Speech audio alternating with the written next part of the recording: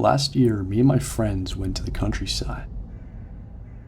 We all wanted adventures, so we found an abandoned farm and we wanted to check it out.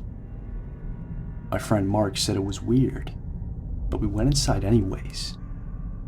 Inside was pretty normal, but my friend threw a rock at the ground for some reason and a bear trap snapped.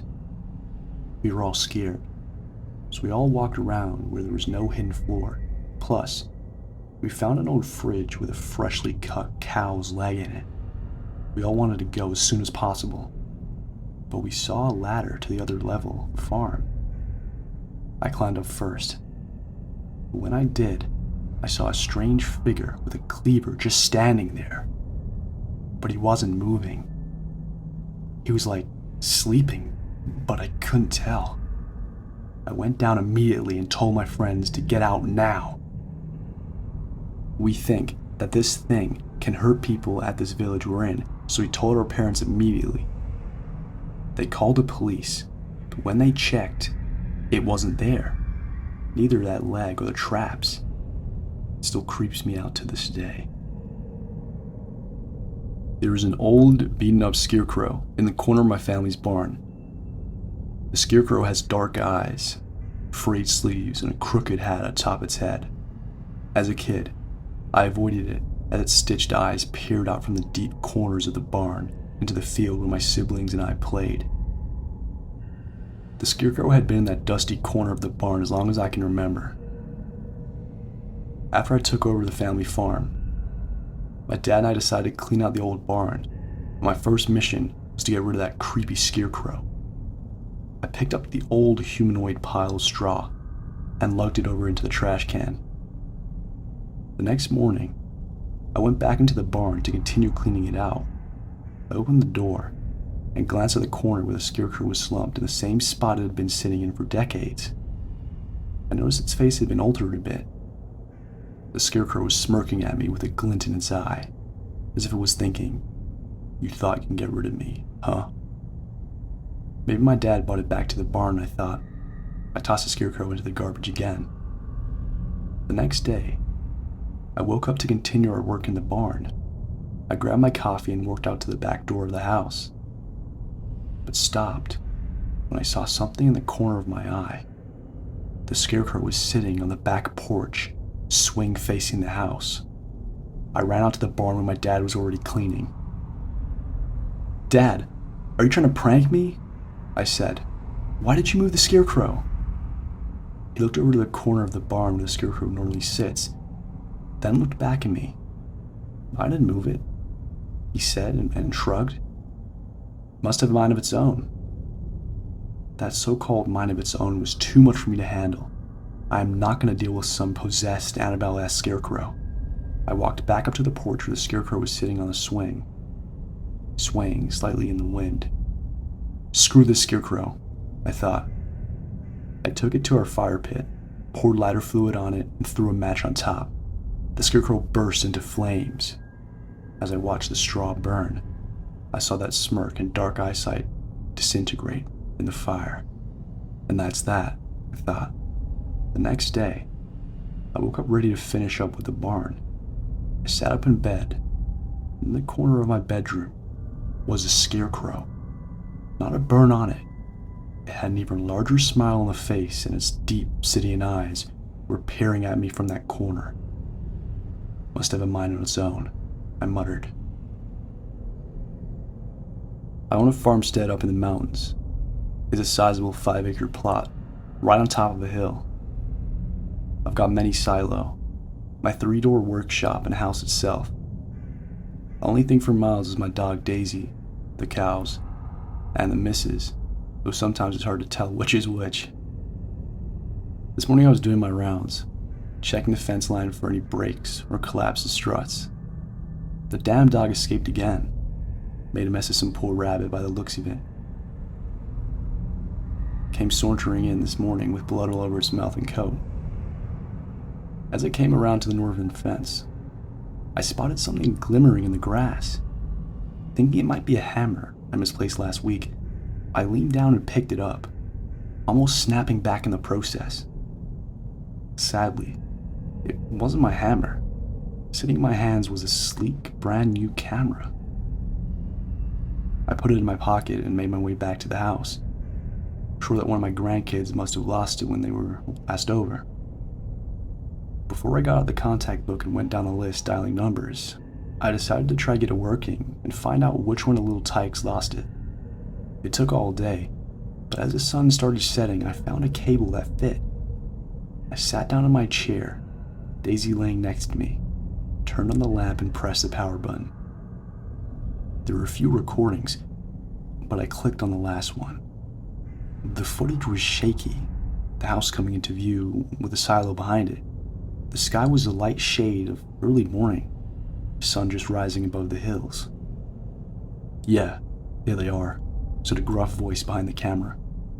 I racked my brain, trying to clear the fuzz of old age from it, but no matter how hard I tried, I couldn't recognize the voice. I bet those scum are sitting on some big cash in there. Damn maggots, sitting in their homes, warm and happy. Don't you worry, me and my friends are going to come visit you tonight. Suddenly, the sounds of Daisy barking came from the distance. From the house came her black figure, quickly rushing towards the man. Crap! Get away, you mutt! Get lost! Screamed the man, as he dropped the camera and started running. Daisy's black shape came into view for a second. Before the camera landed face down, I heard the man scream as Daisy locked her jaws around him. For a moment, I sat there, idly stroking Daisy as the video kept playing.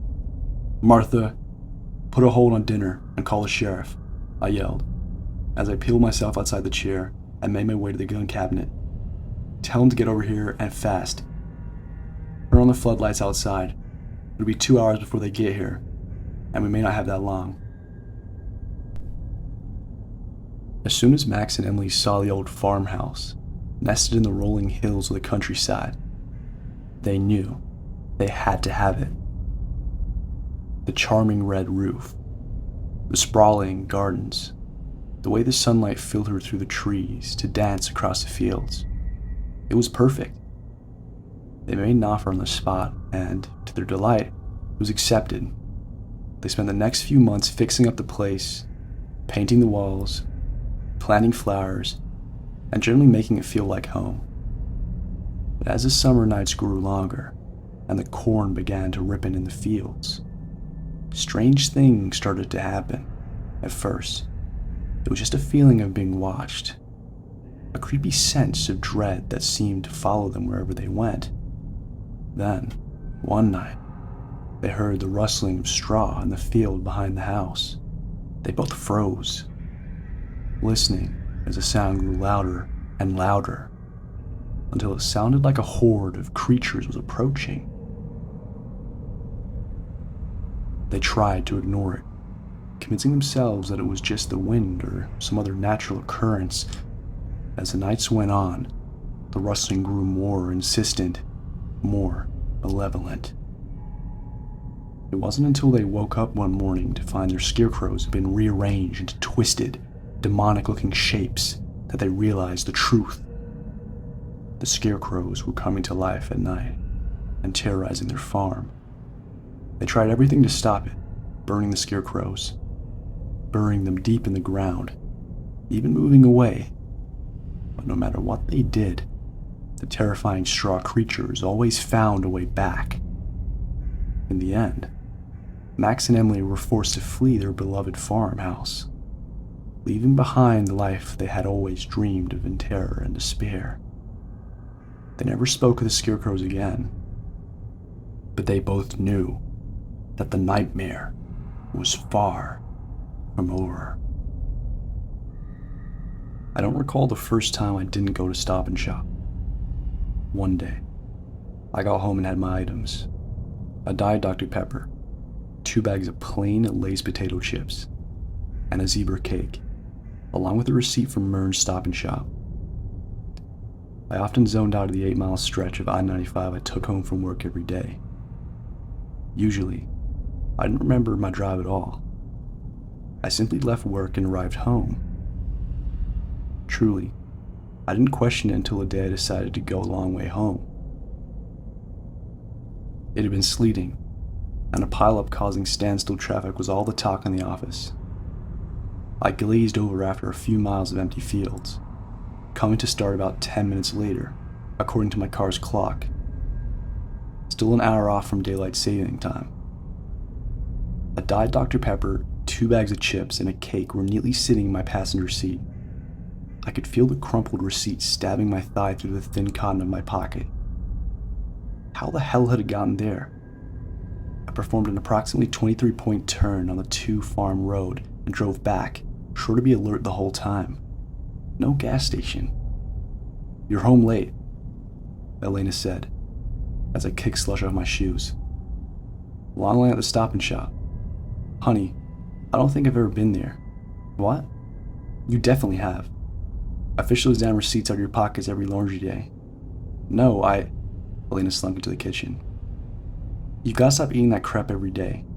Your metabolism isn't what it used to be, and Dr. Ahmed says..." I cut her off, slamming the door behind me. I had to find this damn shop. I drove down that 8-mile stretch of I-95 longer than I cared to admit. I took every exit, stopped at every half-lit neon sign I could see. I drove down the strip of corroded highway until the sun came up. I searched until my phone went dead in my hands.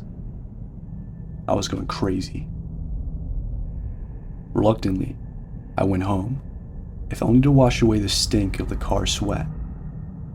I resigned to the drowsy trance of the sunrise highway and found myself at home, relieved to feel only one receipt in my pocket and see the previous night's snacks when I arrived.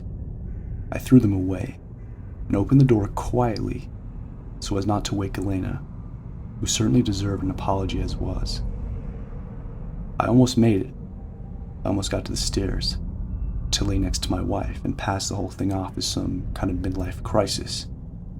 On the granite of my kitchen island sat a Dr. Pepper, 2 bags of plain Lay's potato chips, and a zebra cake, along with a note, a gift from Mern's Stop and Shop.